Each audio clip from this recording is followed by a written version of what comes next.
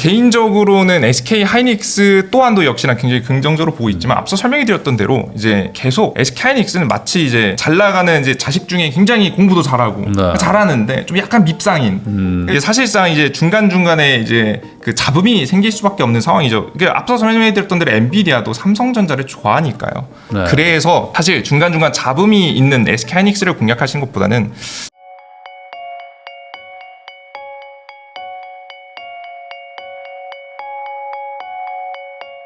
안녕하세요. 부익남TV의 부익남입니다. 요즘 뭐 국장, 미장 할 것 없이 조금 횡보하기도 하고 또 좀 어려움을 겪는 분들도 많고 뭐 어떤 이 투자를 할 때 좀 방향성을 좀 잃었다 하시는 분들도 많더라고요. 그래서 모셨습니다. 이 온더볼 투자자문의 운용력이시죠. 이재진 운용력님 모시고 지금 주식시장 어떻게 돌아가고 있는지 한번 이야기 나눠보도록 하겠습니다. 안녕하세요.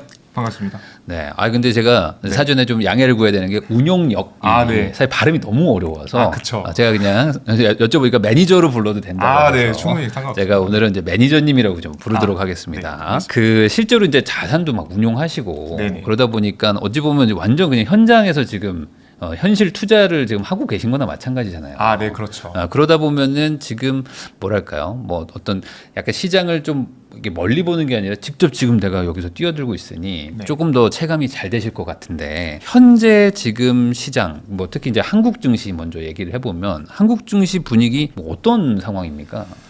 사실 이번 연도 이제 2분기까지는 네. 이제 누가 봐도 너무나도 긍정적인 분위기 좋았죠. 증시였죠. 네. 이대로만 가면 정말 5천까지 갈 수도 있지 않을까라는 이제 잠깐 상상을 할 만큼 너무나도 긍정적이었는데 항상 이제 정부는 항상 긍정적인 뉴스만 주지 않고 항상 중간중간 뭐 규제라든가 뭐 과열된다라든가 아니면 문제점이 있다라고 하면 그런 부분들도 중간중간에 뭐 체크하면서 가다 보니까 이제 일부 이제 문제가 생겼고 그래서 최근 들어서 조금 조정받는 모양새죠. 정확하게 말해서는 미국 증시 대비해서 보다 더 약한 모습들이 계속해서 이제 노출되고 있다라고 좀 보시면 될 것 같습니다. 네, 그러면 이게 아무래도 이번에 뭐 세법 개정안 나온 거 이게 좀 타격이 컸다라는 얘기들이 있는데 실제로도 뭐 그렇게 생각하시나요?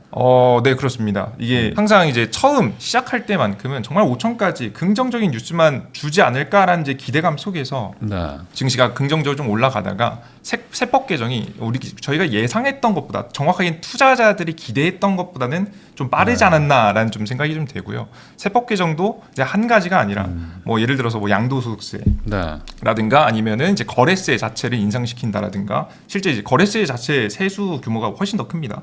해당 부분이라든가 그리고 법인세 다시 낮춰놨던 걸 올린다라든가 그 이외에도 기업들에게 좀 불리한 법들이 굉장히 많죠. 최근에는 이제 노란봉투법 같은 경우도 이제 통과가 되면서 기업들에게 좀 불리한 상황이 좀 많이 만들어졌고 그러다 보니까 증시가 좀 식어가는 중에 있다라고 좀 생각하시면 될 것 같습니다. 그러면 이게 아마 두 방향이지 않을까. 이렇게 조금 식어가다가 다시 한번 올라갈 수도 있고 아니면 식은 게 정말 차가워질 수도 있는 거 아닙니까? 어찌 보면 이제 상법 개정 이후로 뭔가 주식시장의 어떤 패러다임 변화로 앞으로 막 확 올라간다라는 기대감으로 여기까지 온 거일 수도 있는데 그렇죠. 이게 실망감으로 또 확 빠르게 또 내려갈 수도 있는 거고 이 앞으로의 어떤 시장 전망 뭐 어떻게 보세요? 일단 이제 가장 원하시는 바를 가장 짧게 설명드리면 단기적으로는 조정이 좀 나올 수 있으나 중장기적으로는 상승 가능성이 꽤나 높다. 굉장히 신고가도 달성 가능성도 매우 높고 코스피 5천까지는 모르겠지만 상한까지 좀 지켜봐야겠지만 다시 한번 신고가를 기록하면서 올라갈 가능성이 꽤나 높다라고 좀 보고 있는 편이고요. 이제 왜 굳이 그렇게 이야기하느냐라고 하면 일단 첫 번째는 유동성이 굉장히 많이 풀립니다. 예상보다 내년도에 미국을 중심으로 해서 금리 인하, 뭐 당연히 한국도 금리 인하가 더 이어지겠죠. 내리고 싶었는데 못 내렸던 거니까 그래서 한국도 금리 인하가 이뤄질 거고 그 이외에도 미국을 중심으로 유동성이 풀리는 이슈들이 굉장히 많아요. 최근 들어서 스테이블 코인, 달러 기반의 스테이블 코인 발행에 대한 부분도 본격적으로 이제 통과는 했지만 시행은 아직 안 됐단 말이에요. 이게 중간중간에 이제 검사를 거쳐서 결국 시행되는 날짜는 내년도 초 정도 가장 유력하고요. 그리고 추가적으로 좀 더 기대해 볼 만한 게 비트코인하고 이 이더리움을 기반으로 해서 대출이 나올 수 있다라는 이야기가 JP모건에서 나오기 시작했습니다. 이건 내년도에 기대가 된다라고 검토하고 있다라고 이야기가 나왔는데 이게 생각보다 큰 의미가 있는 게 뭐냐면 비트코인의 자금을 결국에는 이제 자산으로 인정해주겠다라는 이야기가 딱히 다르지 않거든요. 과거에는 비트코인을 매도해야 가상자산을 매도해야 하고 이제 매도 청산에 대한 세금을 내야 그제서야 이제 그 부분을 가지고 우리가 뭐 달러로 바꾸든 어떻게 할 수 있었습니다. 근데 최근에는 이제 대출이 나간다는 소리는 뭐냐면 청산을 하지 않고도 그걸 담보로 잡아서 이제 그대로 이제 달러로 바꿀 수 있다는 얘기거든요. 네. 물론 모든 비트코인이나 이더리움을 다 하진 않을 겁니다. 물론 추적해서 뭔가 문제가 있는 것들은 최대한 안 해주려고 하긴 하겠지만 자산을 인정해주는, 정확하게 이제 비트코인하고 이더리움 투자들이 가장 걱정했던 것들이 뭐냐면 많이 보유하고 있어도 어차피 이걸 가지고 부동산을 살 때라든가 뭐 세무적으로 어떤 조사가 들어오는 이런 부분들이 나왔을 때는 굉장히 이제 불리한 부분이 굉장히 많기 때문에 사지 못하는 경우도 굉장히 많았습니다. 특히 규모가 큰 경우에 더 그랬죠. 근데 이런 부분들이 해소가 되면 본격적으로 자산 시장에 비트코인 자금들이 이제 미국의 자산 시장에 영향을 끼치기 시작할 거고, 뭐 채권, 뭐 부동산, 뭐 금, 뭐 주식도 당연히 유동성이 좀 들어올 거고, 그러다 보면 자연스럽게 유동성 상승 증시가 나오지 않을까 이런 생각을 좀 하고 있어서 전체적으로는 미국 증시도 상승, 한국 증시도 상승의 그림을 좀 그리지 않을까 싶고요. 그리고 한국 증시에 대해서 추가적으로 코멘트를 좀 드리면 최근 들어 상법 개정이 한번 이루어졌죠. 네. 근데 저는 이제 이 상법 개정이 단기간으로 한 번으로 끝나지 않을 가능성이 좀 높다라고 좀 개인적으로 생각하고 있습니다. 실제 이제 과거에 2005년도에서 이제 노무현 정권 당시에 2007년까지 개인 투자자들의 어떤 권리를 계속해서 강화하는 정책들이 차례대로 나왔습니다. 네. 이제 한 번에 다 나오기보다는 차례대로 계속해서 나왔었던 적이 이력이 있기 때문에 아마 이제 이러한 정책들이 조금 더 방향성을 잡고 좀 나아가게 된다면 이런 기대감이 좀 있지 않을까라는 좀 생각이 좀 들어서 좀 긍정적으로 좀 바라보고 있는 편입니다. 그러면 방금 전에 이제 매니저님께서 약간의 조정을 받고 좀 이제 중장기적으로 올라간다고 했는데 네. 사실 주식이라는 건 언제든지 사고 팔 수도 있는 거니 물론 이제 장투를 하는 게 뭐 좋겠지만 그렇죠. 단기적으로 약간 조정을 받을 수도 있다. 그러면은 뭐 지금 팔고 좀 빠졌을 때 사도 되는 거 아닙니까? 이거 약간의 그렇죠. 조정 이 이유는 뭐라고 보세요? 조정이 만약에 온다면? 일단은 전체적으로 일단 미국 증시의 유동성이 풀린다. 전 세계 증시에 사실 풀리는 거죠. 이제 네. 유동성이 풀린 게 다 일정이 웬만하면 다 내년입니다. 미국에서 나왔던 유동성을 풀리는 정책들 중에 뭐 당장에 뭐 시행되기 시작한 건 뭐 은행 규제들 완화 정도. 네. 요 정도가 지금 이제 8월 중순부터 본격적으로 시행된 내용이고, 그 나머지는 싹 다 내년이다 보니까 뭐 금리 인하도 사실 이번 연도의 금리 인하 뭐 한두 번 정도고, 본격적으로 중립 금리라고 해서 2.5% 뭐 3% 내지 뭐 아직 정해지진 않았습니다. 요 정도까지 금리를 쭉 내리는 정책 자체가 내년에 가장 가능성이 높기 때문에 이번 연도에는 살짝 이제 조정세가 나오는 증시가 지금 현재는 한두 달 사이 좀 나오게 될 가능성이 높다고 보고 있고요. 그 이후의 상승을 좀 기대할 수 있다고 보고 있습니다. 그러면 이번에 국장만 기준으로 보면은 네. 약간 막 기대감은 어쨌든 한풀 꺾인 거는 맞는 건가요? 아니면은 뭐 요번에 양도세 뭐 대주주 그걸 좀 강화하는 네. 거를 다시 원상복구, 그러니까 원상복구라면 또 애매하니까 다시 50억으로 그냥 그렇죠. 없던 네. 일로 하겠다. 네. 뭐 이렇게 해버리면은 다시 기대감이 좀 이렇게 한번 올라갈 수 있는 건지 어떻게 보세요? 사실 이제 다양한 이제 증시에 영향을 끼칠 수 있는 요인이 있는데, 저는 사실 많은 분들께서 사실 양도소득세 관련된 얘기를 굉장히 많이 하긴 하는데 네.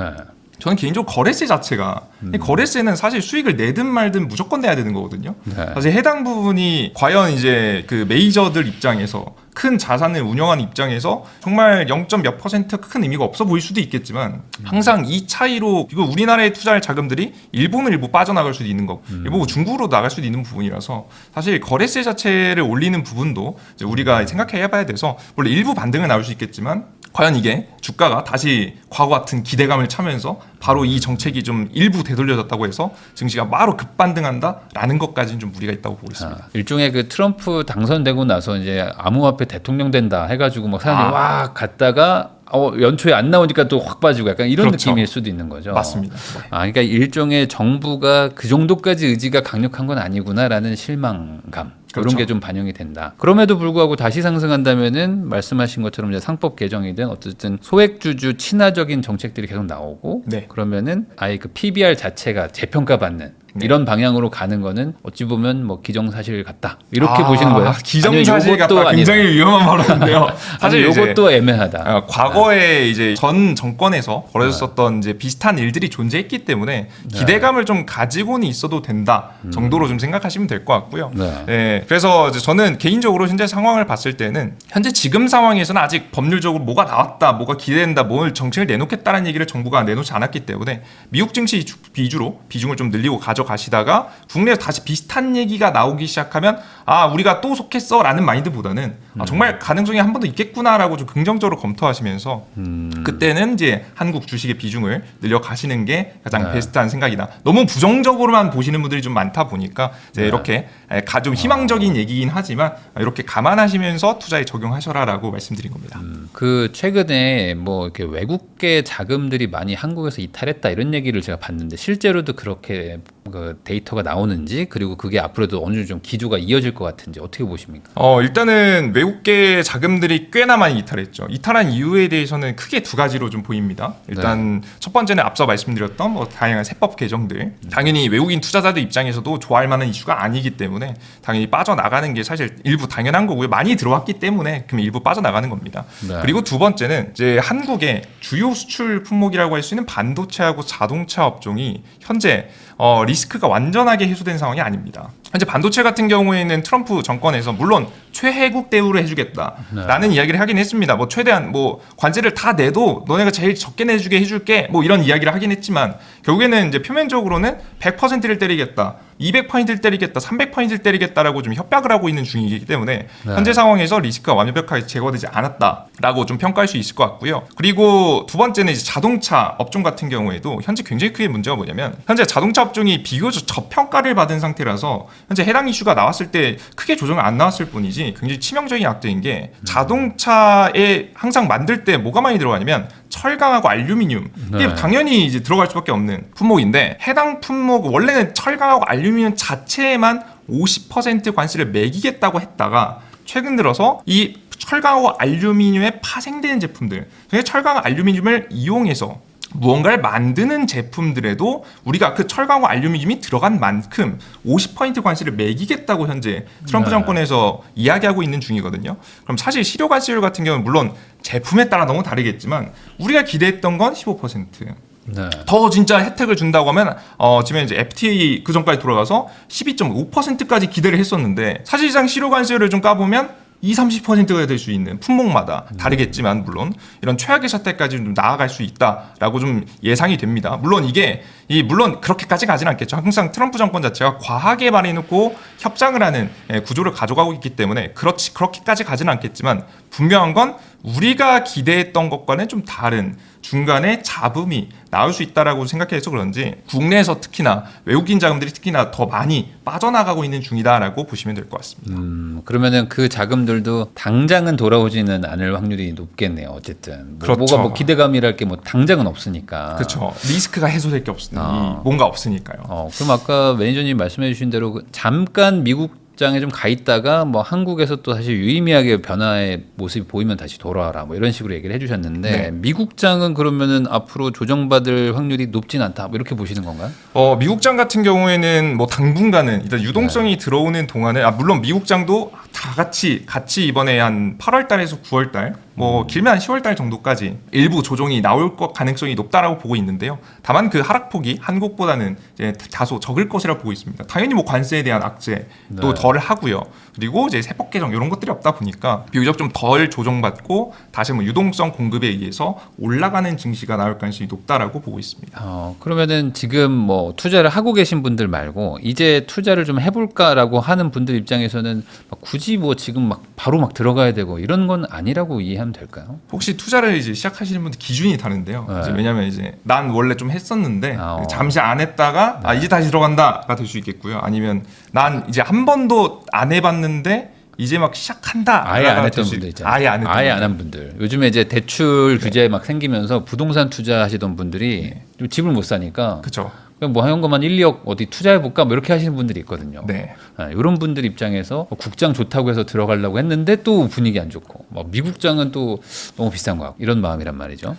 일단은 목적이 좀 명확해야 될 것 같은데요. 뭐 아마 이제 뒤에서 추가적으로 설명드릴 이야기가 있을 것 같긴 합니다만은 이제 간단하게 설명을 좀 드리면 일단은 목적 자체는 내가 언제든지 부동산에 기회가 있다면 이걸 당장 팔고 나와서 부동산을 살 수 있어야 된다라는 전제 조건이 무조건 깔려야 된다 봅니다.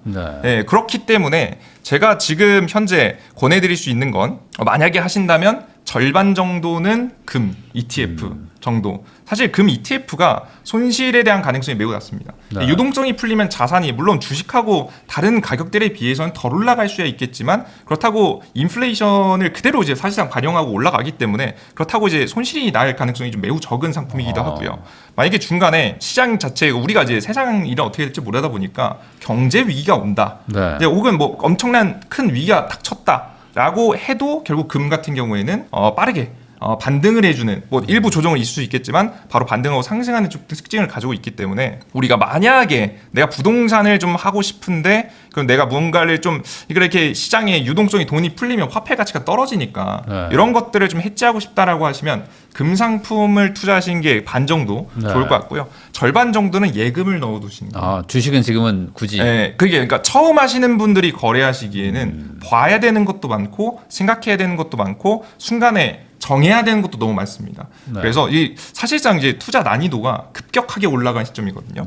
한 번도 보지 못한 시대에 왔기 때문에 저는 이제 완전 투자를 처음에 하시는 분들은 개인적으로는 투자를 좀 금 쪽으로만 집중하시는 게 좋지 않을까라는 생각을 가지고 있습니다. 혹시 지금 지수만 보면은 그냥 개별 종목은 너무 어려우니까 지수로 보면 미국 뭐 나스닥이나 S&P 그리고 이제 뭐 한국의 코스닥, 코스피의 지수들은 지금 투자하기 뭐 단기적으로 봤을 때 뭐 좋은 지수다라고 말하기가 좀 애매한가요? 어떻게 보세요? 정확하게 봤을 때는 이제 먹을 건 당연히 있죠. 먹을 게 보이고 상방이 열려 있겠죠. 그죠. 근데 이제 앞서서 이제 말씀드렸다시피 항상 이제 무언가 매도하고 나올 때는 수익 중이라면 쉽습니다. 비교적 네. 선택하기 쉽습니다. 근데 내가 당장 5% 10%라도 물려 있으면 내가 1억을 담갔다. 사실 1,000만 원 쉽지 않은 돈이거든요. 이게 네. 이 10%가 이제 특히나 부동산 시장으로 가면 레버리지를 일으키면서 이 애초에 네. 집 자체나 지역 자체를 좀 바꿀 수 있다라고 보기 때문에 저는 개인적으로는 이제 하방에 대한 위험, 눌림목에 대한 위험이 좀 꽤나 이제 대응이 불가능할 가능성이 높다라고 좀 생각이 돼서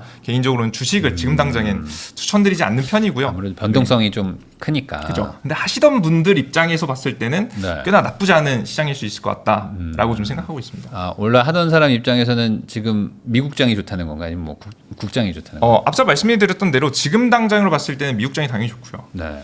그리고 앞서 설명드렸다시피 국내 저는 이제 개인적인 생각입니다. 개인적인 네. 견해고 뭐 그렇게 이제 과거에 이제 이력이 있긴 하지만 그 이외에 특별한 정보가 있고 그런 건 아닌데 그래도 우리 투자자 여러분들께서 좀 과거의 이력이 항상 한 번에 끝나지 않고 2년에 걸쳐서 나왔었던 이제 이력이 있기 때문에 저는 추가적으로 기대해볼 만하다라고 보고 있습니다. 계속 뭔가 그 주주 좀 가치 개선을 하는 그렇죠. 그런 쪽으로 계속 뭔가 정책들은 나올 수밖에 없을 것이다. 네, 그렇습니다. 거기에 확률이 조금 더 높다는 거죠. 네. 온더벌 투자자문의 이재진 운영력님하고 이제 이야기를 나누고 있습니다. 자, 그러면은 이제 결국에는 국장 투자도 뭐 물론 이제 상법 개정이니 뭐 이런 걸 통해서 아예 그냥 주가 자체가 이제 퀀텀 점프하는 거를 기대하는 분들도 있어요. 근데 그렇죠. 결국에 주식이라는 거는 실적 기반에 뭐 개별 주식들이 잘 돼야 그래야 뭐 이제 주가도 올라가는 거 아니겠습니까? 뭐 가장 많이 가지고 계신 것들이 결국에 이제 삼성전자인데 이 삼성전자 분위기가 어떤지도 좀 궁금하거든요. 요즘에 좀 뭐 HBM 뭐 다시 뭐 된다 뭐 이런 얘기들이 또 나오는데 이게 뭐 한두 번 나왔던 얘기도 아니고. 그렇죠. 이번에도 또 저러냐 하는 얘기도 그렇죠. 있고 이번엔 맞아요. 다른가? 제 생각도 그렇습니다. 네, 어떻습니까? 어떻습니까? 일단은 우리 투자자 여러분들께서 아마 뉴스가 조금 네. 거의 마치 확정되다시피 한 기사들이 네. 꽤나 있다 보니까 타이틀만 보시고 아마 진짜 됐네? 라고 이미 생각하고 계시는 분들도 꽤나 있으실 거라고 좀 생각을 들어요. 네. 근데 이제 우선 말씀드리면 최근 들어서 HBM3E라든가 아니면 HBM4 이제 공급 가능성이 올라갔다. 공급 가능성이 생겼다라는 것 자체는 이제 가능성이 높습니다. 네. 이게 이제 실제 맞을 가능성이 높고 다만 실제 그렇다고 해서 공급이 확정돼서 얼만큼 공급을 한다라는 계약서라든가 통과가 됐다라는 명확한 내용은 아무것도 없습니다. 아무것도 없어서 기대감이 계속해서 존재하는 것이지 그게 실제화될지는 아무도 모른다라고 좀 보시면 될 것 같은데요. 그래도 저는 주가 자체는 긍정적일 걸 봅니다. 이게 이 말이 이상하잖아요. 네. 이게 아닌 것 같은데 이게 왜 그렇게 긍정적으로 보냐, 이상할 수 있을 것 같은데, 일단은 이 이해관계를 좀 간단하게 이해하시면 좋을 것 같은데요. 최근 들어서 이제 이재용 회장과 지금 이제 젠슨 왕 엔비디아의 CEO가 직접 만나서 포옹을 한 사진이 최근에도 맞아요. 굉장히 이야기가 많이 나왔었습니다. 그만큼 굉장히 친밀하다라는 부분인데, 근데 과거부터 이래왔었거든요. 사실 근데 내 회사에 제품을 제대로 공급을 하고 있지도 않은데 이렇게 포옹을 하고 안아주고 통과가 될 것처럼 응원한다 써주고, 이게 좀 이상하지 않습니까? 네. 이제 뭔가 이해관계가 좀 명확하기 때문인데, 그런 것 명확하기 때문에 뭐 이런 현상이 좀 생기는 건데요. 이유는 바로 뭐냐면 엔비디아에게는 삼성전자가 필요할 수밖에 없기 때문입니다. 왜냐, 삼성전자가 만약에 없다면 네. SK 하이닉스한테 이 HBM에 대해서 가격 협상을 할 수가 없어요. 이게 거의, 물론 마이크론이 있다라고 하지만 사실 마이크론은 생산 능력이 이미 생긴 게 최근이에요. 생산 공장 양 자체가 이제 워낙에 좀 떨어지다 보니까 양 자체가 많지 않다 보니까 아무리 공급하더라도 한계가 있습니다. 그래서 결국 엔비디아의 물량을 감당해 줄 수 있는 회사는 SK하이닉스하고 삼성전자가 이제 필요하다는 거죠. 자, 근데 최근 들어서 이제 삼성전자가 너무 한쪽으로 뒤처지고 있으니까 사실 그 엔비디아 입장에서 굉장히 좀 곤란했을 겁니다. 이러다가 이게 슈퍼을이라고 하죠. SK하이닉스밖에 안 나오면 SK하이닉스가 갑자기 HBM4 가는데 나 가격 100% 올려줘, 200% 올려줘. 사실 SK하이닉스밖에 없으면 해줄 수밖에 없거든요. 네. 그래서 사실상 협상에 대한 카드로서 삼성전자를 계속해서 좀 기다려주고 밀어주는 듯한 모습을 현재 보여주고 있어서 끝까지 정말 반도체가 나오기 직전까지 내년도 2026년도 상반기에 루빈이라는 새로운 GPU 반도체가 나오거든요. 네. 이 루빈에 HBM4가 들어갑니다. HBM4가 들어가면 그때 이제 기대감이 굉장히 커질 텐데, 이 들어가기 직전까지 계속해서 기대감을 좀 심어줄 가능성이 높다라고 보고 있는 편입니다. 그러면 현재는 뭐 단순 기대감이지 이것도 뭔가 뭐 실적이나 계약이 나온 거는 없는 상태고. 그렇죠. 없는 상태. 그렇지만 필요하다. 근데 엔비디아도 마찬가지로 똑같은 지금 그런 상황인 게 아닌가라는 생각도 막 들기도 하는데, 네. 뭐 엔비디아도 가격 협상력을 좀 키우려고 지금 삼성전자를 키우듯이 또 다른 곳들도 지금 엔비디아를 좀 이렇게 안 좋게 보고 있는 것도 있잖아요. 워낙 뭐 기술력이 좋아서 어쩔 수 없지만 네. 가격을 막 엄청나게 올려놨잖아요. 그렇죠, 그렇죠. 근데 본인의 경쟁력들을 이제 유지하기 위해서는 삼성전자를 키워줄 필요는 있다. 네. 근데 그런 기대감이 사실상 뭐 현실화가 된다는 건 또 별개 얘기니까. 그렇죠. 그러면 지금 현재는 기술력은 알 수 없다. 그죠. 기술력은 알 수 없고, 분명히 근데 긍정적으로 바뀐 것만큼은 이제 분명하다. 실제 이제 최근에 HBM4 이제 초기에 좀 테스트 단계를 좀 빠르게 통과했다라는 이야기가 좀 돌고 있긴 하거든요. 네. 실제 이게 가능성이 아예 없는 건 아닌 게, 일단 삼성전자의 이제 HBM4 같은 게 좀 다른 게요. 가장 최신의 이 HBM은 보통 D램을 위로 쌓아 올린 게 보통 HBM이잖아요. 이 하나하나 이제 반도체도 이제 버전이 좀 다릅니다. 이제 버전이 올라갈수록 이제 다음 버전이 나올수록 당연히 성능이 올라가고 전력 소모도 줄어들고 하겠죠. 가장 최신 버전을 좀 사용했거든요. 가장 최근에 가장 이 성능이 좋은 버전을 좀 사용해서 이런 부분이 좀 긍정적으로 좀 영향을 좀 끼치지 않았을까라는 생각 정도를 하고 있습니다. 네. 근데 결국에는 그 뭐 개발을 하는 게 중요한 게 아니고 수율이 좀 나와줘서 그렇죠. 원가 경쟁력이 확보가 돼야 뭐 납품을 하든지 할 거 아니에요. 네. 그 부분도 아직은 미지수다. 혹시 삼성전자 들고 계시나요? 아니요. 전혀 없습니다. 아니요. 정말 투자자 분들을 위해서. 네네네. 네. 정말 이제 중요한 질문을 너무 많이 해주셔가지고. 그런데 다시 한번 말씀해 주세요. 그러니까 네. 수율 문제도 있잖아요. 그러니까 그렇죠. 개발이 중요한 건 아니잖아요. 그렇죠. 개발도 중요하지만 예. 그래서 뭐 10%밖에 안 나오면 네. 원가도 안 나올 텐데. 그렇죠. 네.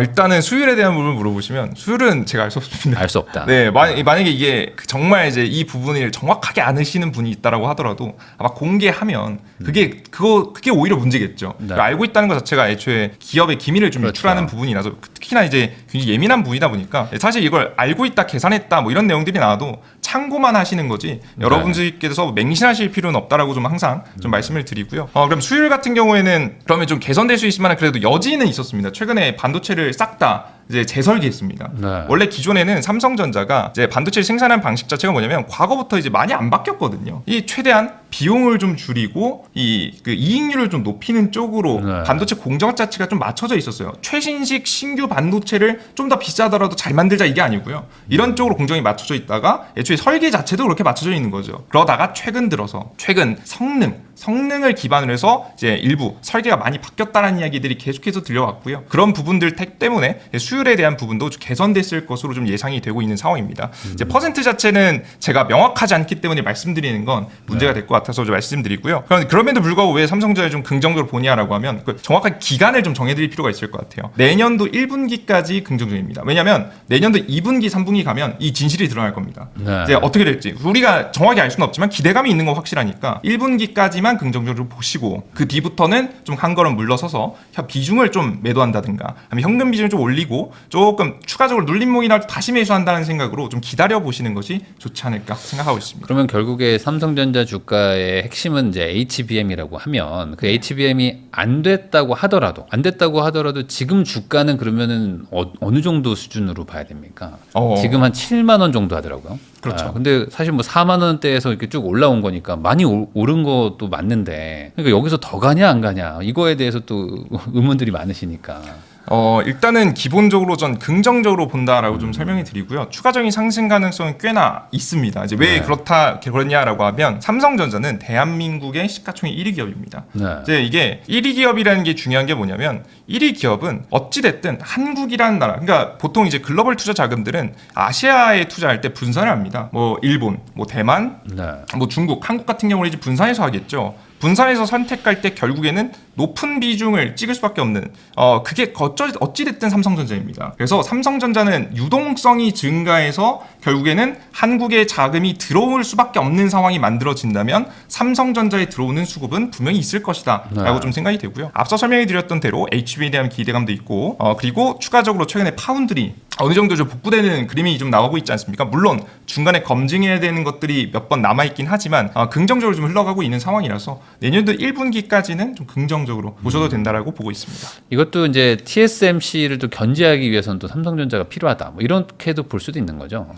그렇죠. 네, 그렇습니다. 그러니까 이래저래 미국 뭐 AI 기업들도 삼성전자를 어쨌든 너 좀 잘해봐라라고 그렇죠. 하는 그 기대를 할 수밖에 없는. 사실 최근에 이제 테슬라하고 애플 이제 수주 물량을 일부 밀어준 것도 사실 삼성이 혼자였으면 좀 힘들지 않았을까.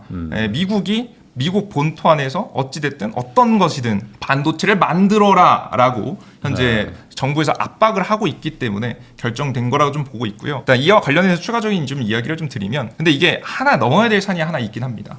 어떤 게 있냐면 결국에는 이제 테슬라의 반도체를 수주한 게 규모가 굉장히 크거든요. 애플 것도 이제 물론 중요하긴 하겠지만 테슬라의 것을 만드는 게 굉장히 중요한데 이게 2나노 공정이 좀 들어갑니다. 2나노 공정은 아직까지 수율이 제대로 나오지 않아서 제대로 삼성전자도 도전하고 있는 사실 검증되지 않은 이제 이런 단계거든요. 그래서 2나노 반도체 생산이 성공을 해야 되는데 그러면 2나노에 대한 검증은 어떻게 할 수 있느냐라고 하면 이 최근 들어서 이제 삼성전자에서 핸드폰에 들어가는 AP 모바일 칩이 있거든요. 엑시노스라고 하는데 엑시노스 2500이라는 이제 해당 제품을 갤럭시 이제 폴더블 핸드폰들에 탑재시켜가지고 넣어놨습니다. 이게 왜 탑재시켰냐고 하면 사실 이게 원래 기존에 퀄컴 걸 사용하게 되는데 퀄컴 게 비싸거든요. 너무 비싸가지고 이걸 이제 가져다 쓰게 되면 연간 이번 상반기에만 하더라도 규모 자체가 한 8조에서 9조 가량의 비용이 여기서 나가다 보니까 어쩔 수 없이 이제 이게 쓰긴 쓰는데 이제 너무 비싼 거죠. 그러다 보니까 폴더블 핸드폰 같은 경우에는 갤럭시 지금 특히나 이제 엑시노스를 최대한 활용해가지고 자체 설계하고 자체 생산하는 쪽으로 해서 비용을 좀 감축시키는 쪽, 특히나 이제 파운드리 쪽에 적자 좀 줄일 수 있어서 이걸 현재 최근에 진행했는데요. 엑시노스 2500까지는 3나노를 사용하고요. 근데 이게 다음 버전 2600부터는 2나노를 사용한다라는 이야기가 시중에 이미 나와 있는 상황입니다. 이게 그럼 2나노 2600이 어디 탑재되냐? 내년 1월에 갤럭시 S 새로운 버전이 나오거든요. 플래그십 핸드폰. 이 플래그십 핸드폰에 들어갈 가능성이 높다라는 이야기 최근에 나오고 있어요. 만약에 삼성전자가 사실 이걸 못 만들어서 이제 못 하는 거지. 만들 수 있으면 이보다 좋은 게 없거든요. 그래서 이걸 만들어서 정말 갤럭시 S 내년 1월 언팩 행사에서 나올 신규 핸드폰에 들어간다면 갤럭시 정말 나오면 2나노 성공했네? 라고 좀 볼 수 있겠고요. 그러면 정말 이제 테슬라뿐만 아니라 2나노가 성공하면 사실 줄 설 기업도 굉장히 많습니다. 뭐 엔비디아부터 시작해서 물론 뭐 당장에 하기진 않겠지만 기대감이 좀 생길 수 있겠죠. 삼성전자의 뭐 파운드리가 재평가받는 상태가 될 수 있어서 아마 이제 과연 이제 삼성의 갤럭시 핸드폰 엑시노스 2600이 들어가냐 마냐 이게 굉장히 중요한 포인트가 될 것 같습니다. 네. 그러면 제가 지금 그 매니저님 얘기를 들어보면은 반대로 굳이 여기에 베팅을 뭐하러 하냐? 이렇게 그냥 하이닉스 사고 퀄컴 사면 되는 거 아니냐라는 생각이 들기도 하거든요. 여기 이미 돈 잘 벌고 있고 가격 경쟁력 엄청나게 높아가지고 막 영업이익 엄청 나고 있는데. 그럼 대신 여기는 이제 주가는 비쌀 수도 있잖아요. 어떻게 보십니까? 하이닉스의 어떤 회사가 좋은 건 다 아는데 가격은 또 다른 얘기니까.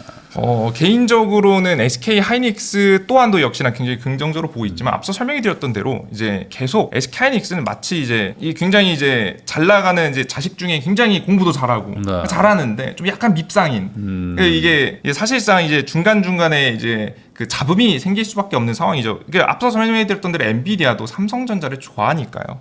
그래서 사실 중간중간 잡음이 있는 SK하이닉스를 공략하시는 것보다는 차라리 하이브리드 본딩 쪽이 결국에는 HBM4 그 12단 이상부터는 8단 12단 이상부터는 이제 그 하이브리드 본딩을 쓸 수밖에 없다라고 이제 이미 규격 자체가 정해져 있는 상황이라서 하이브리드 본딩 장비를 좀 만드는 이런 기업들이 좀 유망하지 않을까. 라는 생각 좀 가지고 있어서 이것뿐만 아니라 뭐 반도체 패키징 전체적으로 반도체 패키징이라고 보시는 게 좋을 것 같습니다. 3D 패키징 쪽 미국 정부의 정부 자금도 좀 긍정적으로 좀 지금 현재 지급이 현재 준비되어 있는 상황이라서 현재 이쪽을 좀 유망하게 보시는 게 좋지 않을까 싶습니다. 그러니까 SK든 삼성이든 누가 개발하든 상관없이 돈 버는 회사들이 있나요? 가장 유력한 회사는 몇 가지 정해져 있습니다.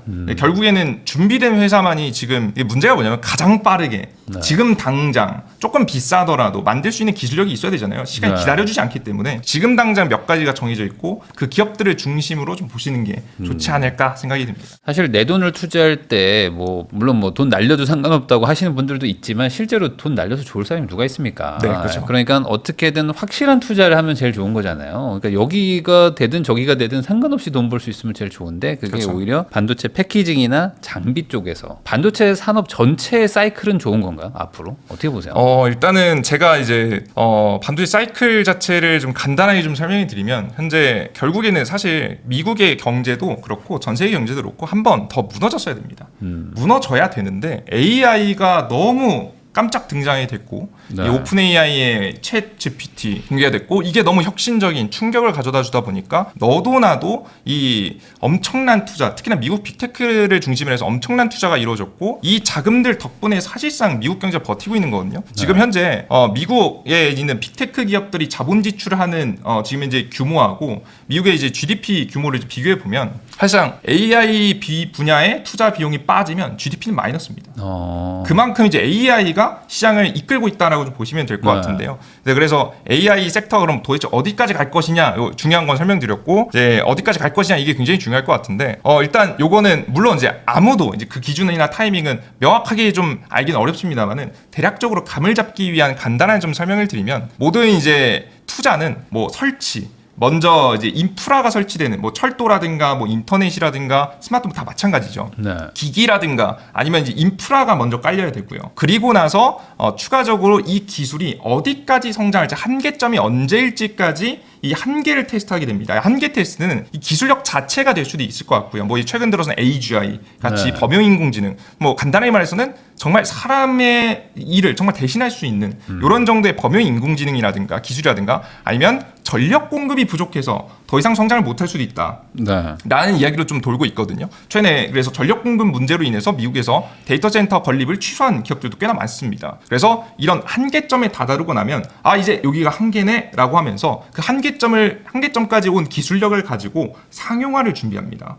보통 그래서 플랫폼 기업들이 그때 탄생하는 거거든요. 뭐 지금 현재 우리나라 국내에서는 뭐 모바일 핸드폰 시대에서는 스마트폰이 보급되고 나서 이제 카카오톡 이런 게 다 플랫폼 기업이거든요. 플랫폼 기업들이 떠오르기 시작했고 결국에는 나중에는 플랫폼 이외에 다른 작은 어플리케이션 정말 특화된 서비스를 제공하는 기업들까지 성숙 단계를 거치면서 나아가고 있는데 결국 지금 현재 시기는 언제 시기냐라고 하면 범용 인공지능 가냐 마냐 혹은 뭐 데이터 센터 더 지을 수 있는 전력이 있냐 없냐 이게 지금 현재 테스트 중이다라고 보시면 될 것 같아요. 그래서 이게 뭐 하나라도 추가적으로 나아가지 못하고 이 상태에서 이제 새로운 기술이 나오지 못하는 모습 최근에 아마 기업을 주목한다면 메타를 주목하시면 좋을 것 같은데요. 있는데요. 메타가 최근 들어서 어마무시한 성과급이라든가 돈이라든가 인센티브를 주면서 인력을 끌어모았거든요. 인력을 끌어모았고 끌어모은 인재들을 가지고 새로운 범용 인공지능, 최신의 가장 강력한 인공지능을 만들기 위해서 준비하고 있습니다. 네. 이게 만약에 성공한다면 추가적인 AI 시대가 더 지속될 수 있다라고 보시면 될 것 같고요. 이게 만약에 실패를 한다면 앞서 말씀해드렸던 대로 여기가 한계네. 이 시점부터는 플랫폼 강화. 그래서 어떻게 하면 이것을 이 AI 기술을 가지고 일상에 녹일 수 있는지 돈이 될 수 있는 방향성 위주로 좀 바뀔 가능성이 높다라고 보시면 될 것 같습니다. 그러면은 결국에 AI를 개발하고 있는 회사들이 사실상 다들 플랫폼 회사들이잖아요. 그렇죠. 플랫폼 맞습니다. 앱으로 다 성공한 곳들이고 뭐 그런 게 많죠. 그렇죠. 그러면은 뭐 과거처럼 스마트폰은 뭐 사실 실물이 있어야 되니까 뭐 애플이 뭐 잘 되겠지만 이제는 AI도 뭐 무형의 자산이고 플랫폼 앱도 다 무형의 자산이라면 과거 같은 그런 건 아니라 그냥 이 회사들 중에 살아남은 곳이 다 승자 독식하는 약간 그런 구조로 가는 건가요? 네, 맞습니다. 이제 초반에는 앞서 말씀드렸듯이 설치 단계에서는 하드웨어 기업이 돈을 많이 벌고요. 네. 그리고 그 다음에 이제 나아가서 이제 상용화를 좀 준비한 단계에서는 앞서 말씀드렸던 플랫폼 기업이 몇몇 기업 선택을 받습니다. 네. 뭐 가장 대표적으로는 SNS에서는 메타, 과거 페이스북이죠. 인스타그램 같은 기업들이 뭐 결국에는 선택을 받았고 결국에 그 상태에서 나아가면서 좀 성장을 할 수 있었던 거거든요. 그러니까 이제 앞으로 그런 길을 간다면 사실 제일 좋은 거는 엔비디아 아닌가요? 아직 뭐 초반이라면 원전 엔비디아 뭐 이런 게 제일 좋은 거 아니에요? 아니 아직 뭐 판도 안 깔았으면 네. 시장에 판을 까는 사람들이 먼저 돈을 버는 거잖아요. 일단은 이제 추가적인 말씀드리면 지금 현재 엔비디아의 주가에 대해서 판단해볼 필요가 있을 것 같은데요. 네. 일단 엔비디아의 현재 주가는요. 지금 현재 성장세가 지속될 가능성이 높다. 계속해서 100% 매년 이 성장력이 꺾이지 않고 계속해서 고속 성장을 이어갈 것이다라는 전제하에 만들어져 있는 주가입니다. 네. 그런데 앞서 설명드렸던 바와 같이 결국에는 하드웨어에 그러니까 한계점이 왔다. 데이터 센터를 못 만든다.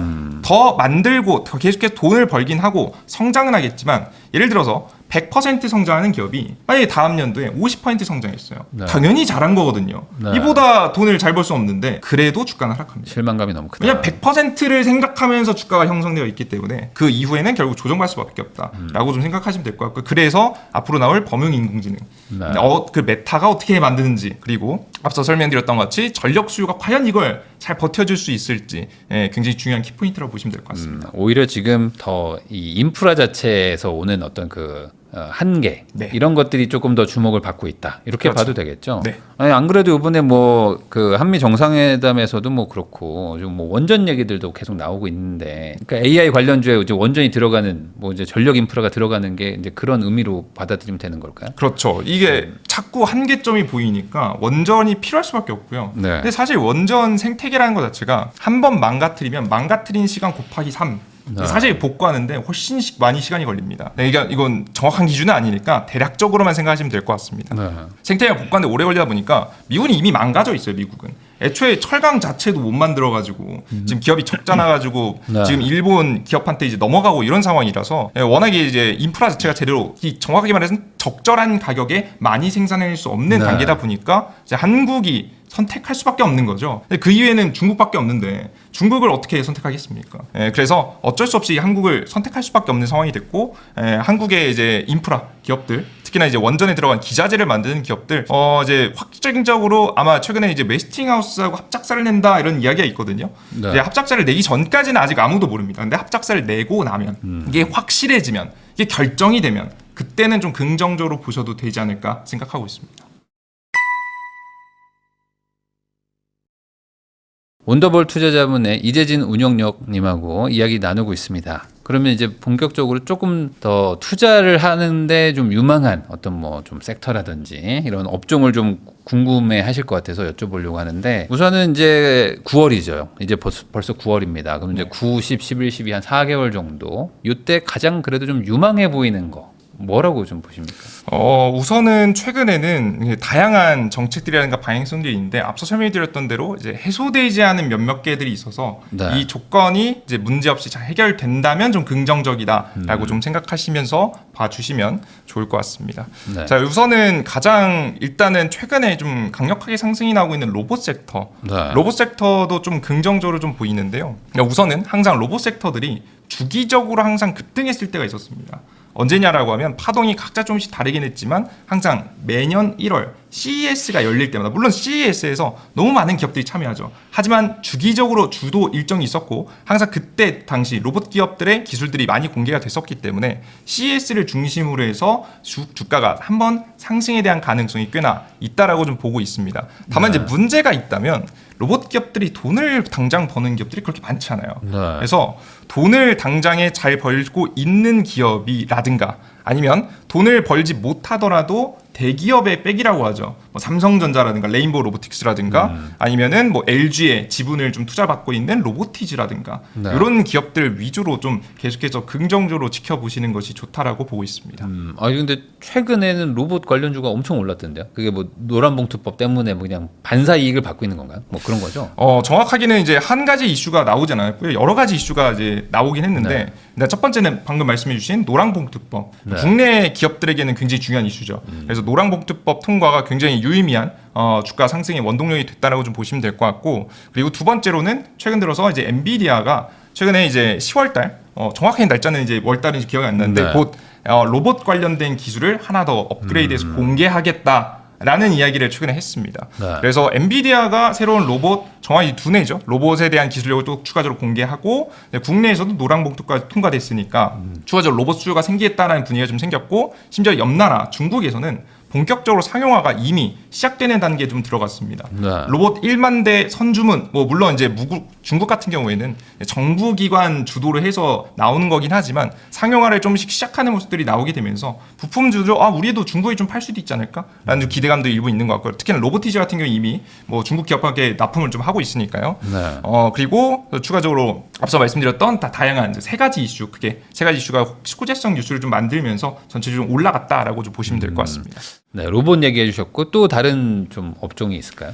최근 들어서 나오고 있는 이슈들 중에서 조금 더 이미 꽤나 많이 오르긴 했지만 조금 더 갈 가능성이 높다라고 보고 있는 게 남북경협입니다. 남북경협 관련해서 우리나라 국내 정부가 적극적인 건 너무 당연한 일이고요. 뭐 이미 어느 정도 예상했던 거고, 항상 민주당 정부가 들어오고 나서부터 항상 6개월 이내 이건 다 항상 그래왔습니다. 6개월 이내에 항상 남북경협 정책을 강력하게 밀어왔었습니다. 그래서 이번 연도에도 그럴 가능성이 높다라고 이미 보고 있었고, 이미 주가는 꽤나 많이 올라가긴 했지만 이게 사실 어느 정도 손발이 맞아야 된단 말이에요. 특히나 트럼프 정부하고 손발이 좀 맞는 모습을 최근에도 정상회담에서 확인할 수 있었습니다. 왜 그렇냐라고 하면 기본적으로 현재 트럼프 정권 안에서도 이제 미국 안에서 다양한 문제들이 있는데 이 다양한 문제를 이겨내면서 지지율을 끌어올릴 수 있을 만한 어떤 상징적인 사건들, 이런 것들을 트럼프가 현재 원하는 상태라고 보시면 될 것 같거든요. 그러다 보니까 현재 우크라이나 러시아 전쟁도 끝내서 심지어는 노벨 평화상을 내놔 줬으면 좋겠다라고 심지어 가가지고 직접 이제 전화해가지고 이야기했다는 이야기도 있고, 그럴 만큼 이런 업적에 대한 부분들을 굉장히 신경 쓰고 있기 때문에 현재 북한과의 좀 만남에 대한 가능성, 실제 만나진 않더라도 만날 가능성, 사실 북한이 만나줄지 안 만나줄지 정확히 알 수는 없습니다만은 만나줄 가능성은 꽤나 높아서 그 과정 속에서 추가적인 파동이 좀 기대된다라고 보시면 될 것 같고요. 물론 남북기업 아무거나 사시면 안 되고요. 비교적 실적 좋은데 안 가고 있었던 기업들 중에 공략을 하시면 좋지 않을까 좀 생각을 하고 있습니다. 남북 경협 그 관련주는 트럼프와 이제 지금 현 이재명 정부의 어떤 그 둘이 같은 방향을 보는 부분이 있으니 여기에 한번 베팅을 해보자. 라는 거고요. 그리고 이제 아까 이제 반도체 관련된 것도 얘기를 해주셨죠. 요것도 한번 좀 여쭤보겠습니다. 지금 이제 2차 전지가 많이 빠졌었는데 최근에 좀 많이 반등을 했고, 그래가지고 요거 좀 괜찮다라고 하시는 분들이 좀 있어가지고 2차 전지 어떻게 보십니까?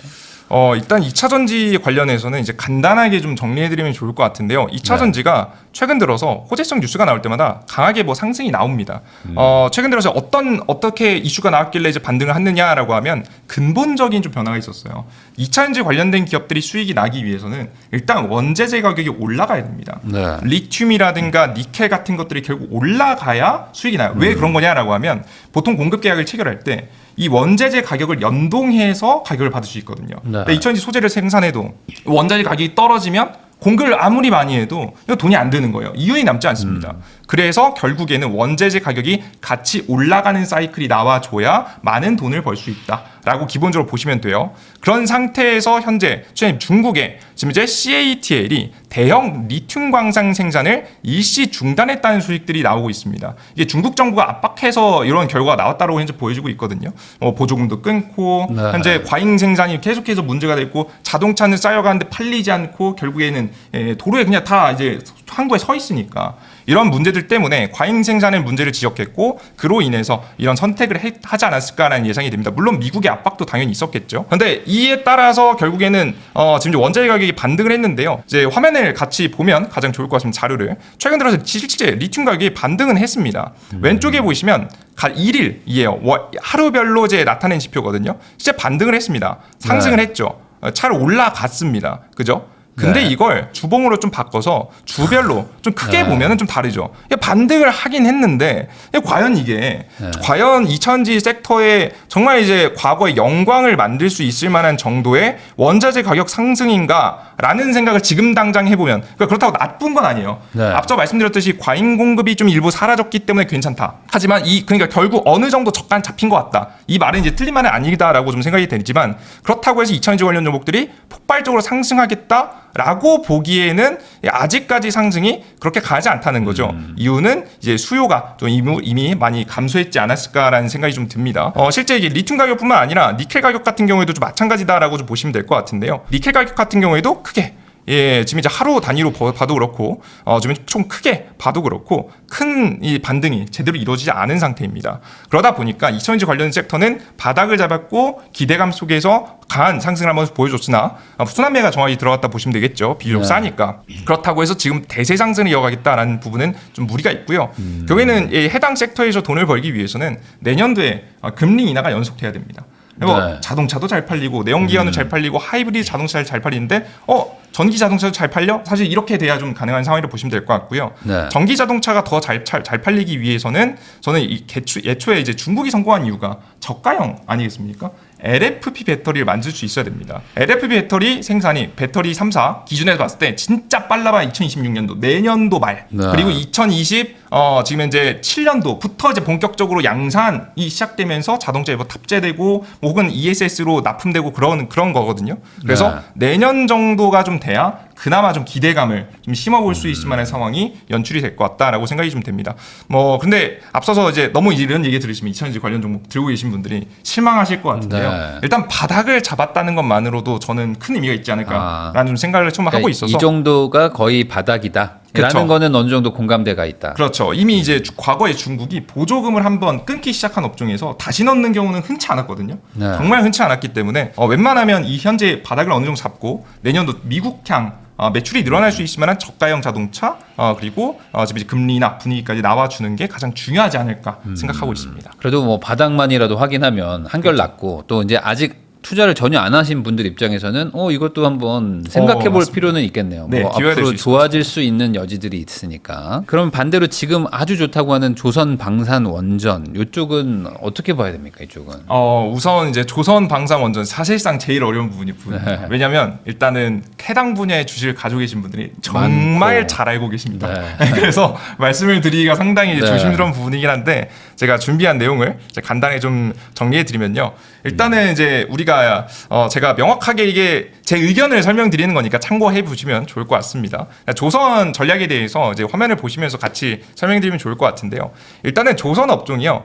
고속으로 매출이 성장할 수 있었던 매출과 영업이익이 성장할 수 있었던 이유는 첫 번째는 도크. 정확하게 말해서는 다른 기업으로 치면 생산 공장입니다.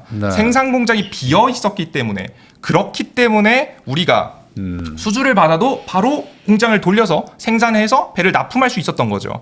근데 최근에 이 도크가 포화되었습니다. 이미 찰 대로 다 찼고 3년 수주 물량을 다 차서 지금 주문하면 3년 뒤에 받아요. 이제 그래서 사실상 매출이 크게 성장할 수 있을 만한 단계는 지났다라고 보시면 될 것 같고요. 그럼 영업이익이 급속도로 증가할 수 있지 않냐 생각할 수 있겠죠. 영업이익이 급속도로 증가하기 위해서는 이 원자재 가격이 굉장히 싸야 됩니다. 원자재 결국 뭐 철강에 들어가는 뭐 이런 것들이 굉장히 저렴해야겠죠. 근데 이 원재재 가격이 최근 들어서 이미 꽤 저렴한 상황입니다. 원유 가격도 굉장히 낮고요. 전체적으로 그 이외 철강 가격도 비싸지 않은 상태에 있기 때문에 사실 이 현재 상황에서 추가적으로 영업이익이 급속도로 증가할 만한 어떠한 모멘텀이 있냐? 그렇진 않아요. 그래서 오히려 이제 유일하게 좀 눈을 돌려볼 수 있는 쪽, 기대할 수 있는 쪽이 미국 쪽입니다. 유일하게 지금 주가가 반응하고 있는 쪽이 미국 쪽이라 보시면 될 것 같거든요. 미국에서 뭐 미국 지금 이제 조선 선박들을 뭐 유지 보수 관리한다. 사실 그거 돈 별로 안 듭니다. 그래서 그것 때문에 주가가 올라간다고 생각하지 마시고요. 협력 관계 속에서 추가적으로 미국에 뭐 도크를 더 만들거나 아니면 도크를 만들어서 배를 더 만들 수 있다거나 이런 계획들이 발표가 돼야 의미 있는 성장이 나올 수 있겠다는 생각이 드는데 사실 이건 생각보다 쉽지 않습니다. 미국의 인건비가 비싸니까 쉽지 않고 그러면 이제 어떤 게 보장돼야 되냐면 미국의 배를 만들어 주는데 미국의 배를 정확히 얼마에 만들어 주는데 굉장히 괜찮은 가격이에요. 이거는 한번 내가 인건비 좀 손해 보더라도 도크 짓고 한번 해볼 만한데 혹은 도크를 만들지 않더라도 있는 것들 이제 그쵸 오래된 도크들 인수해서 갈고 닦아서 뭐 해볼 만하겠는데라는 좀 계산 정도가 나오는 이 명확한 지표 정도가 나와줘야 그때서야 조선 관련 종목들은 좀 움직이지 않을까라는 생각을 좀 가지고 있어서 현재는 중립 말씀드리겠습니다. 지금은 실적이 되게 좋아졌기 때문에 그 기대감까지 다 반영이 돼 있는데 그 실적의 어떤 성장세가 이제 좀 약간 멈출 수 있다. 그렇죠. 네, 이 지금까지 왔었던 고속 성장은 이어지기 어렵다. 물론 다음 분기 발표 괜찮을 겁니다. 근데 항상 선박은 3년치가 밀려 있고 3년치에 대한 이 매출이 거의 명확해요. 크게 특별하게 원자력이 크게 변동이 안 되면 그럼 그 가격이 주가에 이미 반영되어 있는 거죠. 뭐 어차피 도크의 용량으로 결정되는 거 아니겠어요? 그렇죠, 맞습니다. 그럼 여기도 이제 어느 정도 좀 이제 많이 올라왔다. 그렇죠. 그러면은 방산 쪽은 어떻습니까? 방산 쪽은 뭐 여전히 뭐 지금 전쟁 얘기들도 많고 해서 뭐 더 좋아진다 이런 얘기들도 있는데. 일단은 우선은 앞서서 제가 이제 트럼프 정권이 굉장히 평화에 관심이 있다라는 이야기를 좀 전달해 드린 바 있었는데요. 방산 관련 종목들은 이제 앞서서 이제 그 조선 관련 종목들은 그래도 들고 계시는 분들은 들고 가셔도 되는 정도입니다. 근데 이제 방산 관련 종목들은 비중을 현재 좀 줄이셔야 되는 포지션이 있지 않을까라는 좀 생각이 좀 드는데요. 특히나 현재 이 평화 협상이 굉장히 좀 적극적인 상황이라고 보시면 될 것 같습니다. 이제 왜 그런 것이냐라고 간단히 좀 설명드리면 사실 최근 들어서 트럼프 정부가 왜 자꾸 우크라이나 편을 드는 게 아니라 우크라이나 유럽 편을 드는 게 아니라 왜 자꾸 러시아 편을 드는 것 같지라는 이제 이야기들이 나올 만큼 러시아 푸틴하고 굉장히 친근한 모습들을 굉장히 많이 보여줬거든요. 이제 왜 그런 것이냐라고 하면 사실 미국 입장에서는 러시아가 필요합니다. 이유를 좀 설명드리면 현재 미국이 결국에는 가장 견제가 되는 국가를 꼽아본다면 어디일 것 같으신가요? 미국이요? 네. 중국이죠. 맞습니다. 네. 중국입니다. 중국의 고속 성장, 중국의 AI 따라잡기, AI 반도체 따라잡기 굉장히 무섭지 않습니까? 최근 들어 뭐 태양광 패널부터 시작해서 통신기기 그리고 전기차에서 이미 생산 능력을 증명해냈기 때문에 인프라를 통해서 얼마나 저렴하게 제품을 만들 수 있는지 증명해냈기 때문에 이게 굉장히 두려울 가능성이 높다라고 보고 있습니다. 그러다 보니까 중국이 가장 큰 견제 대상이라고 보시면 될 것 같은데요.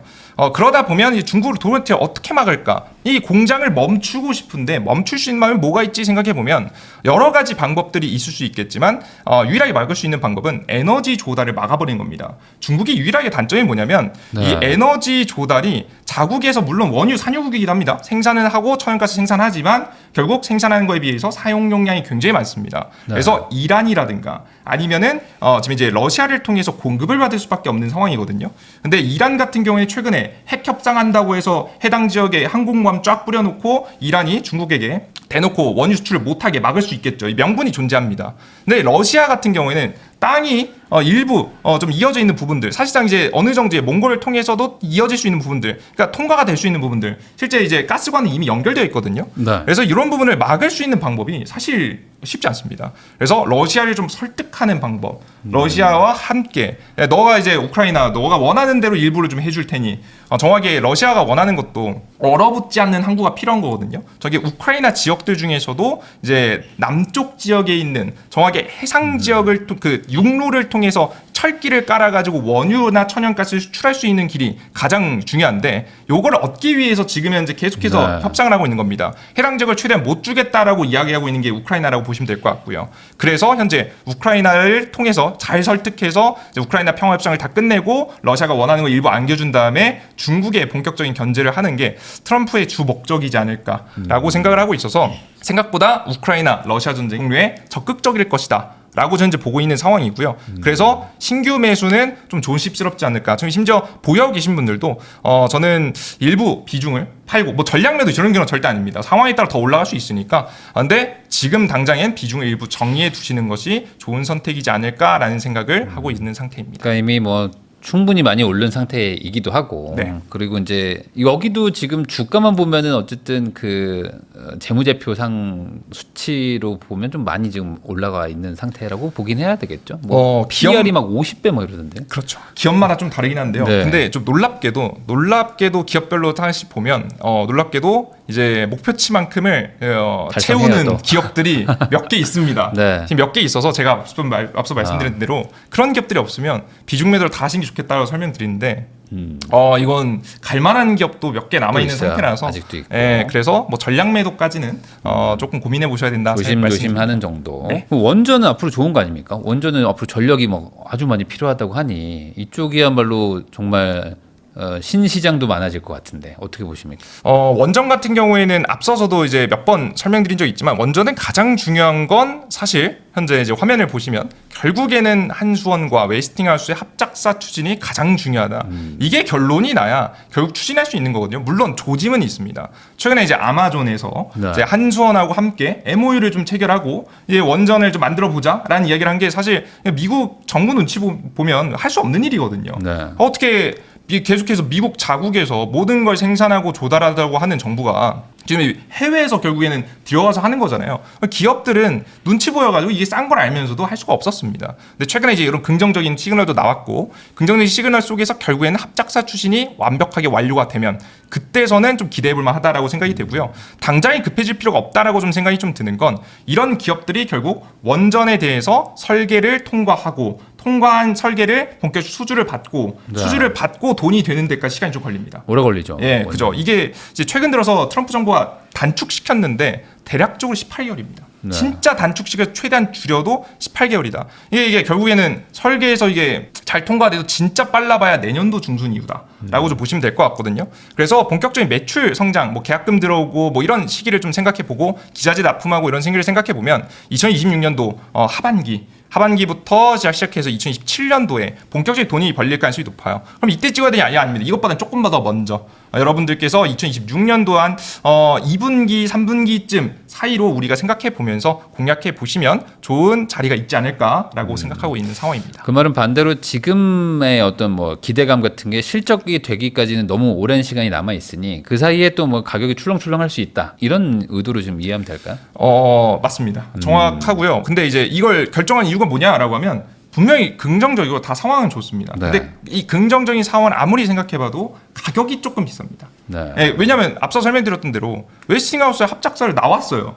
그러면 그래도 이 가격이 그래도 좀 설득력이 있겠다 네. 생각할 수 있을 것 같은데 그게 아직 아니지 않습니까? 그런 상황이다 보니까 좀 더 기다렸다가 확실해질 때 사는 게 좋지 않을까 생각하고 있습니다. 약간 어떤 기대감으로 과열된 분위기가 조금 차분해지면 그때 들어가도 된다. 네, 이렇게 생각하면 되겠네요. 네. 제약 바이오 뭐 이쪽도 뭐 한 방이 있다. 항상 네. 뭐 그러잖아요. 네. 이쪽은 뭐 망하면 또 몇 분의 1로 막 줄어들지만 네. 이 제약 바이오 쪽 어떻게 보십니까? 제약바이오 쪽 잘 모르겠습니다. 이쪽은 굳이 왜냐면 굳이 제가 분명히 좋은 기업들 굉장히 많고 네. 좋은데 솔직히 말씀드린 제약바이오는 구분하기가 굉장히 어렵고요. 굉장히 어렵고 이게 업계 전문가들, 업계 학자들, 업계 이제 박사님들도 이게 맞다 틀리다에 대해서 명확하게 말하기 선택하기 굉장히 어려운 게 애매한 결과가 나와도 주가가 요만큼 가는 굉장히 이제 크게 가는 네. 경우도 굉장히 많고요. 심지어는 요즘에 정말 이제 구분하기 더 어려워진 게 뭐냐면 제약바이오 업계가 정말 대단해진 게 최근 들어서 보통 이제 우리가 다이어트 위고비라고 해서 이런 네. 약품들이 있잖아요. 이런 약품들이 최근 들어서 자신이 현재 가지고 있는 약품에다가 다른 약품들을 좀씩 섞어서 좀씩 효과를 좀 어떻게 더 볼 수 있지 않을까라든가 살을 더 뺄 수 있지 않을까라든가 아니면 체중이 빠질 때 예를 들어서 이제 근력 손실을 어떻게 줄일 수 있지 않을까라는 부분들을 이런 기능적인 부분들까지 더 디테일하게 좀 챙기다 보니까 자연스럽게 다른 약품들을 좀 더해지고 있는데요. 그래서 과거에는 이 약은 임상실험 다 끝났고 다 통과했는데 별거 없네. 이거 뭐 팔아봤자 돈도 될 것 같지도 않고 시장 네. 경쟁이 없네? 라고 하던 약품들이 이 위고비나 아니면 뭐 이런 제품들하고 합쳐지면서 재평가를 받으면서 엄청난 가치로 기업이 매각되고 수천억의 매각도 이런 경우 좀 생기거든요. 네. 사실 이런 부분들까지 제가 예측하고 이제 보기가 좀 많이 어렵다라고 생각이 돼서 고민하고 있는 종목들이 있긴 한데 사실 여러분들께 이제 말씀드리기에는 좀 리스크가 있다라고 생각이 돼서 제가 모른다라고 말씀드리면 될 것 같습니다. 그러면 이제 여러 가지 얘기들을 다 해주셨는데 어쨌든 이 채널의 영상을 보시는 분들이 뭐 전문 투자자이신 분들도 있겠지만 뭐 이제 나는 뭐 처음 하는 사람들도 많단 말이에요. 근데 이러면은 물론 심도 있는 고민을 하고 공부를 하고 사는 게 맞지만 그래도 관심을 가져볼 만한 어떤 종목 이런 걸 알려주시면 그거부터 공부해 보면 되잖아요. 그래서 뭐 가능하시면 종목 같은 것도 좀 얘기해 주실 수 있는지. 네, 상당히 부담스러운데요. 항상 이제 종목은 네. 많은 분들께서 사시고 계속해서 보유하시는 분들이 꽤나 계실 수 있기 때문에 조심스럽긴 하지만 네. 아마 여러분들께서 굳이 사지 않더라도 그냥 한 주씩만 좀 관심을 갖고 지켜보더라도 충분히 공부가 되지 않을까, 괜찮아 보이지 않을까라고 생각하는 기업들 위주로 좀 가지고 와 봤습니다. 네. 좀 생소한 종목도 있고 좀 이미 알고 계시는 기업들도 있을 텐데 하나씩 보여드리면 좋을 것 같습니다. 이제 화면에 같이 보면서 설명드리면 좋을 것 같아요. 일단은 첫 번째 기업은 JVM이라는 기업인데요. 네. JVM 같은 경우에는 병원 및 약국을 위한 의약품 조제 및 관리 자동화 시스템을 개발 생산하는 기업입니다. 해당 기업과는 뭐 간단하게 설명드리면 약국에서 약사분들께서 처방전 가져오면 뭐 무슨 약 써 있으면 무슨 약 이렇게 나눠가지고 봉지 담아 주시잖아요. 이걸 자동화 시켰다라고 생각하시면 될 것 같습니다. 해당 시장 같은 경우 그러면 이거 근데 사실 이게 우리가 그 약국에 가면 뭐 비슷한 기기는 봐도 완벽하게 자동화돼서 다 나온 기기는 그렇게 많지 않단 말이죠. 이거 필요할까라고 생각이 들겠지만 특히나 해외에서 굉장히 판매량이 좋습니다. 국내보다 해외 판매량이 굉장히 높은 상황이고요. 네. 그래서 현재 유럽 같은 경우에도 판매량이 꽤나 나오기 시작한 상황이고 특히나 이제 미국 같은 경우에는 오히려 병원보다 약국이 더 이제 소비자들에게 더 친근한 부분이고요. 네. 심지어 가격이 인건비도 굉장히 비싼 지역이죠. 그래서 해당 제품들의 지금 이제 판매가 될 만한 가능성이 매우 높다라고 좀 보시면 될 것 같습니다. 그래서 현재 해당 기업이 가장 좀 유망하다라고 좀 생각해서 JVM이라는 기업을 좀 가져나왔고 모 회사로는 한미사이언스, 정확히 한미약품 그룹에 함께 속해 있는 기업입니다. 보통 한미라고 한다면 2015년도, 2016년 당시 기술 수출로 굉장히 유명한 기업이거든요. 기술 수출로 유명하다라는 것은 해외에 다들 한미약품, 한미그룹 다들 안 난 소리고 이렇게 되면 해외 영업이 굉장히 유리합니다. 네. 과거 이미 인수합병이 2015년, 16년도 이미 됐기 때문에 JVM이 한미 그룹에 어느 정도 이제 영향력을 받아서 최근에 판매량이 굉장히 긍정적으로 이미 나오고 있는 상황이고 앞으로도 추가 성장이 좀 기대가 되고요. 그리고 계속해서 우리나라 국내에서도 그렇고 노랑봉투법이라든가 아니면은 이 사람을 대신할 수 있는 로봇 기술에 대한 이야기들이 굉장히 많이 나오지 않습니까? 자동화 섹터에서 굉장히 빛을 발할 수 있을 만한 기업이다라고 좀 생각이 되고요. 그리고 추가적으로 더 언급해드릴 만한 부분은 해당 이 JVM 같은 경우 우리 투자자 여러분들께서 이제 비교적 주가 자체가 그렇게 비싸지 않습니다. 비교적 이 성장세에 이미 들어갔는데 그거에 비해서는 굉장히 좀 저렴한 편이거든요. 그래서 로봇 기업 중에서 나는 매출이 아직 좀 명확한 기업이 많이 없는데 매출이 명확한 로봇 기업 당장에 돈이 벌릴 만한 기업들을 좀 찾아보신다면 JVM이 좀 괜찮다라고 좀 생각이 되고 로봇 자동화도 이제 고부가치 산업들 위주로 먼저 진행이 되지 정말 이제 정말 사람이 그냥 대충 하면 되는 일을 가지고 자동화 시키지는 않거든요. 의약품 관련이기 때문에 약 잘못 먹으면 사실 이거 문제 크지 않습니까? 그렇죠. 이런 부분들을 위주로 좀 진행될 가능성이 높아 보여서 긍정적으로 보고 있어서 여러분들께 소개해드렸습니다. JVM. 네. 다음 두 번째 기업은 현대글로비스라는 기업인데요. 현대글로비스라고 한다면 이제 정의선 회장의 중심에 지금 이제 현대그룹 지배구조 개편에 사실상 핵심인 기업이다라고 좀 생각이 돼서 해당 기업을 좀 가지고 나왔습니다. 제가 화면에 보시면 정의선 회장이 최근 들어서 지배구조 개편을 위해서 열심히 노력 중인데요. 그들 중에서 현대글로비스의 지분을 일단 가장 많이 들고 있어요.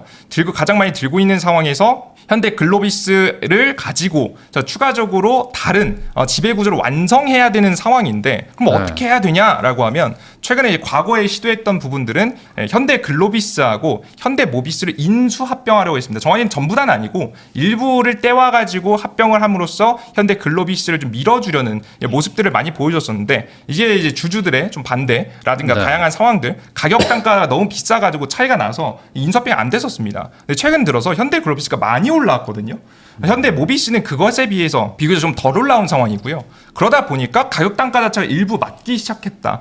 여기서 여기서 조금만 더 올라가기 시작하면 합병에 큰 문제가 없는 구간까지 슬슬 들어간다라고 좀 보시면 돼서 현재 글로비스가 현재 기대가 된다라고 보시면 돼요. 자, 그러면 근데 여기서 인수합병 전에 일단 정의성 회장에 가장 필요한 건 현대 글로비스의 지분을 좀 높여놓거나 혹은 현대 모비스의 지분을 직접 사두거나 해야 결국에는 이 지배구조가 완성이 되거든요. 정확하게는 현재는 현대 모비스 그리고 현대 모비스를 현대 모비스가 가지고 있는 현대차가 가지고 있는 이 기아차까지 해가지고 이 지배구조가 완성이 되는 건데 현재 이 상황에서 추가적으로 뭔가 덜 사줘야 될 만한 돈이 필요합니다. 현금이 더 있어야 뭔가 변화가 완성이 될 수 있어요. 공고하게. 지금 굉장히 위태로운 상황이기 때문에 그래서 하고 있는 행동이 뭐냐라고 하면 최근 들어서 지금 현재 미국에 갔던 정의성 회장이 또 돈을 투자하겠다라고 했습니다. 50억 달러의 돈을 추가로 투자해서 미국에 또 투자를 하겠다. 뭘 하겠다고 했냐면 로봇 공장을 짓겠다고 했거든요. 이게 누굴 밀어주려고 하는 거냐면 보스턴 다이나믹스를 밀어주려고 하는 겁니다. 보스턴 다이나믹스는 최근에 정의성 회장이 소프트뱅크로부터 이제 인수해요. 정확히는 현대그룹이 다 인수했죠. 근데 좀 수상한 게 원래 보통 현대그룹이 인수하면 직접 사는 경우는 많지 않거든요. 근데 직접 비중을 20%나 샀고 개인이 산 거죠. 그렇죠. 개인이 샀습니다. 그리고 유상증자도 참여했습니다. 최근에 7월달에 유상증자까지 참여하면서 최대한 많은 비중의 지금 현재 보스턴 다이내믹스를 지분을 가지고 가려는 모습들을 보여주고 있고요. 그리고 주 목적은 뭐냐? 돈을 만들기 위해서죠. 이걸 상장해야 됩니다. 잘 밀어주고 투자하고 준비해서 상장을 한다. 상장을 하고 나면 그제서부터 돈을 가지고 일부를 매도해서 앞서 말씀드렸던 현대 글로비스를 기반으로 해서 뭐 인수합병을 일부 하든 현대 글로비스의 지분을 사든 현대 모비스의 지분을 사든 해서 결국에는 지배구조를 완성할 가능성이 높다. 그래서 결국에는 그 중간의 핵심의 키가 현대 글로비스거든요. 이 현대 글로비스 인수합병 자체부터 무너지면 사실 이제 지배구조를 완성이 쉽지 않은 상황이라서 현대 글로비스의 주가가 좀 더 많이 올라가줘야지만이 현대그룹의 방향성이 좀 생기겠다. 물론 근데 요즘에 좀 변수가 있는 게 주주분들께서 이런 것들을 똑똑하게 이미 다 아세요. 그래서 이걸 싫어하고 반대하시는 분들이 굉장히 많으면 문제가 되는데 이게 주가가 굉장히 많이 올라가면 또 불만이 없어집니다. 그렇기 때문에 주가를 조금 더 부양시킬 만한 가능성이 좀 있지 않을까 싶고요. 근데 여기서 꼭 조심해야 봐야 되는 거 제가 이제 항상 설명드리지만 현대 자동차 부분은 아직까지 사지 마시고 기다리셔야 되는 게 자동차 부분은 이제 알루미늄이라든가 철강 이 50% 관세 파생 제품에 대한 관세가 해결되지 않았습니다. 명확하게 미국 정부에서 괜찮아 너넨 내지 않아도 돼 라는 내용이 뚜렷해지면은 그때 가서 현대 글로비스를 관심을 좀 두시는 게 좋지 않을까라는 생각이 좀 들어서 해당 기업을 가지고 왔습니다. 그리고요. 바로 다음 종목으로 넘어가 보면 코미코라는 기업인데요. 코미코가 뭐냐? 반도체 세정 코팅하는 기업입니다. 이제 일단 코미코라는 기업 자체가 이제 뭐 이렇게 하려면 뭘 하는 건지 정확히 알 수 없잖아요. 간단하게 설명드리면 이 최근에 반도체 공정이 미세화됨으로써 파티클 관리가 굉장히 중요해졌습니다. 이게 보통 이제 정확하게는 식각 공정. 지금 플라즈마 식각 공정인데 이 공정이 뭐 보통 한 몇 번 쏘동 한 2번 쏘동 4번 쏘고 6번 쏘고 하면서 더 미세하고 정확한 지금 이제 반도체를 회로를 새기기 위해서 현재 노력하고 있거든요. 그러다 보니까 당연히 공정이 많아지고 강도가 올라가면 중간중간에 부품들이 수명이 다하겠죠. 특히나 문제가 뭐냐면 오염되는 겁니다. 공장에서 현지에서 이제 이 공정을 통해서 오염된 반도체들, 이 반도체 장비들 이 부품들이 정확하게는 부품들이 오염되면 이런 것들을 깨끗하게 닦아주고 그리고 다시 한번 재코팅해서 재사용할 수 있게 해주는 건데요. 가격 단가 자체는 3분의 1로 줄이면서 공급이 가능하기 때문에 물론 이제 현재 공장 상황에 따라 다 좀 다를 수 있습니다만은 그렇기 때문에 현재 코미코가 굉장히 긍정적인 상황이죠. 지금의 삼성전자 공장 안 돌아가고 있었는데 이제 최근에 수주에 대한 기대감 나오면서 공장 가동될 분위기가 현재 만들어지고 있고요. 이미 뭐 어디서든지 결국에는 반도체 생산 양 자체가 늘어날 가능성이 높기 때문에 여러분들께서 반도체 섹터 자체에 큰 문제가 생기지 않는다면 코미코 괜찮다고 보시면 되고 특히나 이 코미코의 좀 특징이 뭐냐면 이 세정, 이 코팅 특징상 현지에 공장을 두는 경우가 많습니다. 이걸 막 한국으로 들어와서 수입해가지고 많이 다시 뭐 그 세정해서 코팅해가지고 다시 보내주고 이런 게 아니거든요. 현지에 공장을 다 두고 현지에서 대응이 가능하기 때문에 관세에 대한 부분이 뭐 물론 아예 없을 수는 없겠지만 굉장히 적다. 그래서 해당 사업이 반도체 산업만 긍정적으로 좀 돌아가면 굉장히 긍정적으로 나아갈 수 있을 만한 섹터라고 생각이 돼서 코미코라는 기업까지 말씀드렸습니다. 사실 뭐 이 종목을 산다고 무조건 돈 버는 건 아니겠지만 이렇게 고른 이유도 있을 것이고 그런 고른 이유에 대해서 왜 골랐을까라는 것도 한번 공부를 해보면 그런 것들이 이제 어찌됐든 이 주식 투자하는데 좀 도움이 되지 않을까라는 의도로 좀 이해해 주시면 될 것 같고요. 또 요 종목들 샀다가 또 뭐 왜 안 올라 이런 얘기 하지 마시고 그죠. 공부하신다 생각하시고 공부한다고 생각하시면 될 것 같습니다. 그러면 마지막으로 이제 또 처음 출연해 주셨기 때문에 또 이제 막 투자하려고 하시는 분들도 있고 하니까 한마디 해주시면 좋을 것 같습니다. 우선은 우리 투자자 여러분들께서 제가 오늘 준비한 정보 자료 자체도 틀린 부분이 분명히 있을 수 있습니다. 그럴 수 있죠. 혹은 상황이 바뀌어서 바뀐 부분이 있을 수 있습니다. 그런 부분들은 항상 영상을 시청하시면서도 중복 검토, 항상 이 정보를 그냥 고지고대로 믿는다기보다는 애초에 아무도 믿지 마시고 항상 정보는 내가 중복 검증하겠다는 생각으로 항상 주식 투자에서 정보를 모으시면 훨씬 좋을 것 같고요. 이 모으는 과정 속에서 결국 확신이 생겨야 내가 해당 기업에 대해서 투자를 하고 뭐 매수도 하고 좀 눌리더라도 추가 매수도 과감하게 좀 이어갈 수 있습니다. 그래서 우리 투자자 여러분들께서 항상 해당되는 내용들 보시면서도 참고하시고 중복 검증을 통해서 더 나은 투자로 나아가시는데 좀이라도 도움이 되셨으면 좋겠습니다. 네, 말씀해 주신 것처럼 이런 어떤 정보 같은 것들은 이 시작의 계기가 돼야 되는 거지. 이걸 막 완전히 막 신뢰해가지고 나는 아무것도 모르겠는데 그냥 이 사람 말 듣고 사겠다라고 하는 것 자체도 사실은 좀 과욕이고 욕심인 거죠. 네, 이게 본인이 아는 거에서 돈을 버는 게 사실 또 맞고 그래야지 또 안 좋을 때 버틸 수도 있는 거고요. 그런 얘기를 해주신 것 같습니다. 지금까지 온더볼 투자자문의 이재진 운용형님하고 이야기 나눠봤고요. 이 정보 잘 참고하셔가지고 좋은 투자하셨으면 좋겠습니다. 오늘 나와주셔서 감사드립니다. 네, 감사합니다.